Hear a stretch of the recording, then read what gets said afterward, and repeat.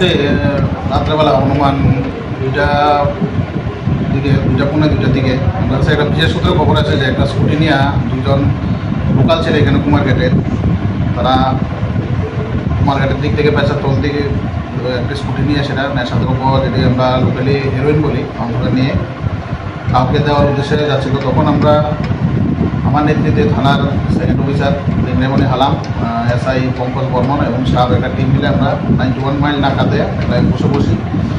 তখন অনুমান 2টার দিকে আমরা দেখি যে স্কুটিটা কুমারঘাটের দিকে আসছে 91 মাইল নাকা থেকে। তখন আমরা তাদের আটকাই স্কুটিটা আটকানোর পরে আমরা যা প্রসিডিউর আছে NDPS-এর ক্ষেত্রে এগুলো প্রভাব করে স্কুটিতে সার্চ করে মোট 400টি প্লাস্টিক ভাইয়াল, যেগুলোর মধ্যে ব্রাউন সুগার বা লোকালি যেটা আমরা হেরোইন বলি, এগুলো উদ্ধার হয়।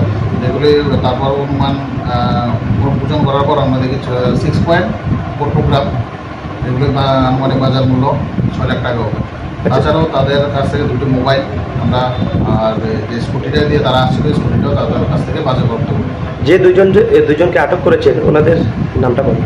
একজন হচ্ছে দীপরাজ দাস, বাড়ি কুমারঘাট, আর সুকান্তনগর দাস চৈদুর। আর আরেকজন হচ্ছে স্বর্ণজিৎ দাস, আর ডাক নাম কুটি, আর উত্তর পাবিয়াজরা 1 নম্বর 7।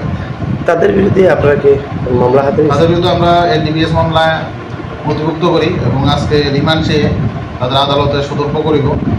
আর তাদের রিমান্ডে আমরা জিজ্ঞাসা করব কার কাছ থেকে তারা এগুলি সংগ্রহ করে বা কার কাছ থেকে ওগুলো, আর কার কাছে এগুলো বিক্রি করার উদ্দেশ্যে তারা যাচ্ছিল, এগুলি আমরা তদন্তে এগুলির নাম আর তাদের নাম, তারা অ্যাসোসিয়েট তাদের নাম বের করার জন্য তারা রিমান্ড চেয়ে আজকে আদালতে সতর্ক করব। তারা কোথা থেকে যাচ্ছিল? তদন্তে এখনও আমরা জিজ্ঞাসাবাদ করেছি এবং তাদের যে জেদ বা গ্যাং বা এটা আমরা উদ্ধার করার জন্য আমরা তাদের রিমান্ড চেয়ে আজকে প্রেরণ করব।